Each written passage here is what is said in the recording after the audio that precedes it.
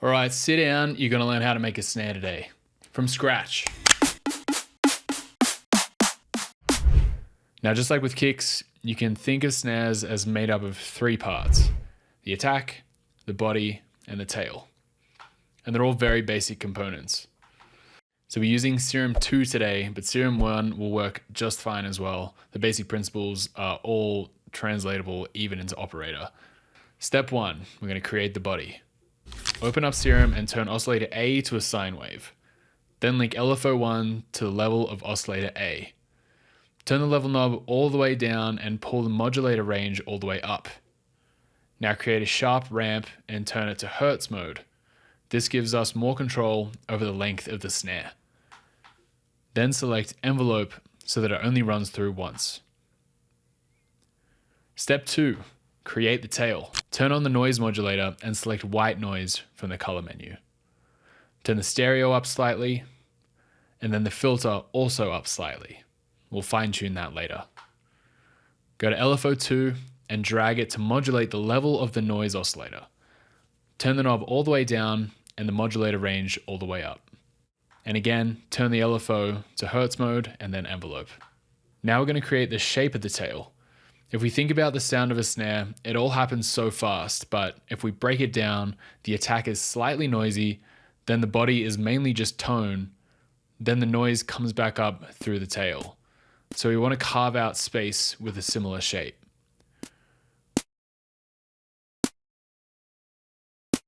We want to start high, come down, and then sharply come back up to create a little valley, and then we're gradually going to come back down again. It should start to be taking a little shape now. Step 3, create the attack.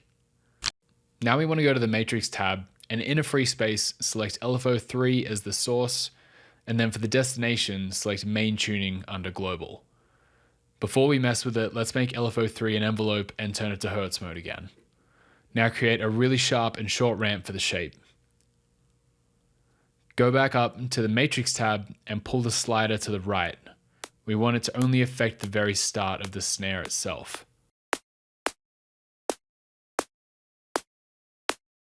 Step 4 is tone and distortion. This is where things get fun. Go to the Effects tab and add a distortion unit. Turn it to Soft Saturator and push the drive up basically all the way.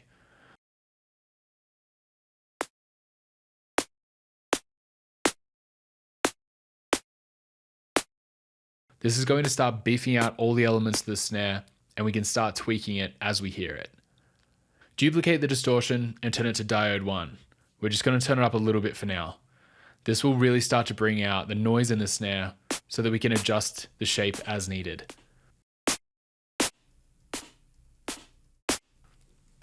Now we're going to add a third distortion unit and turn it to hard clip, basically all the way up. The distortion will play a huge role in the tone of the snare depending on the style of distortion we use and how much we use it. Next, add a compressor on single band mode. I want to be catching some of the snare while driving it out of Serum pretty hot.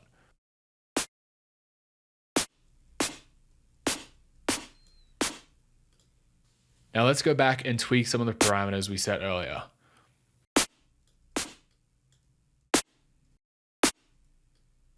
Notice that very minor adjustments will make the snare sound and feel dramatically different.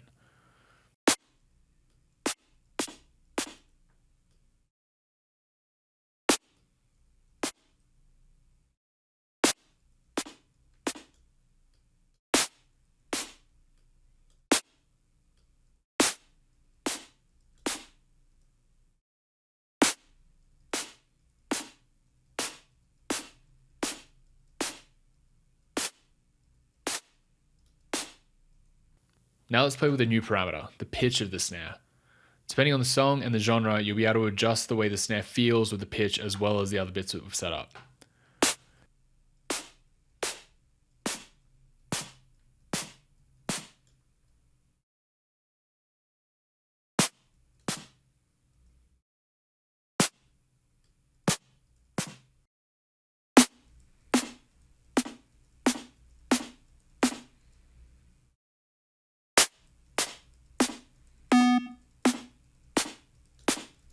Now's a good time to see what our snare looks like just to make sure that we're on track.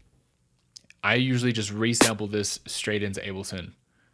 I like having an actual audio file to look at. I'm looking for a nice tight attack and a good looking clean body that blends into the tail and slowly dies off. I want it a little bit clipped as well. The amount of clipping really depends on the style and feel that we're after. I like having it fairly clipped, but it depends how clean you want it. We can add some extra tonality to the snare through a third oscillator. By using spectral mode, we can drag in any sort of tone we want and blend it in. I use the second LFO on the level in the same manner as before. Assign it to the level knob of the spectral oscillator and pull it all the way down to the left. Then we adjust the range as our mix depending on how much of the sound we want in there. This is where you can really experiment with different sounds and tones and get super unique.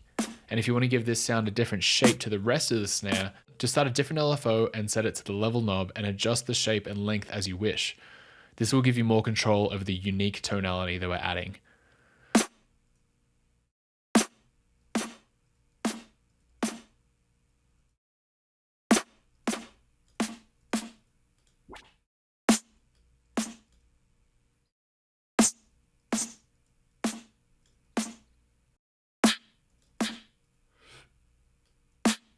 Step 5, macros. Macro 1 will set to the rate of LFO 1. This will give us control over the length of the body for the shorter, snappier snares, or the longer, beefier boys.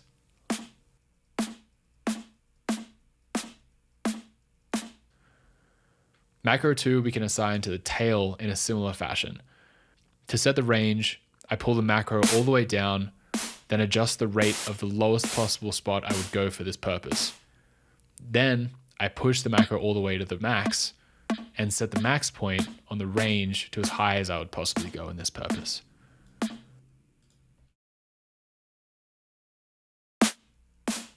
Macro 3 will assign to the coarse pitch of oscillator A.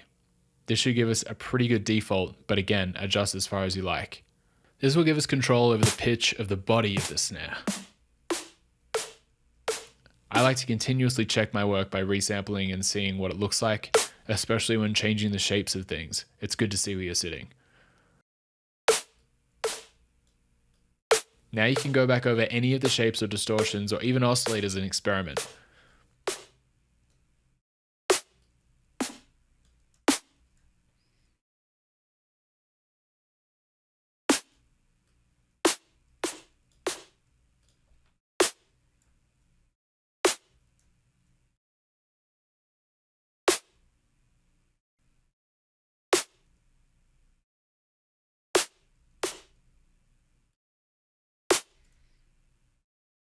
All right, good stuff. You've made a snare. I'll put my presets in the download for you guys. You can go and grab those, but at least you know that it's not that scary anymore. Enjoy.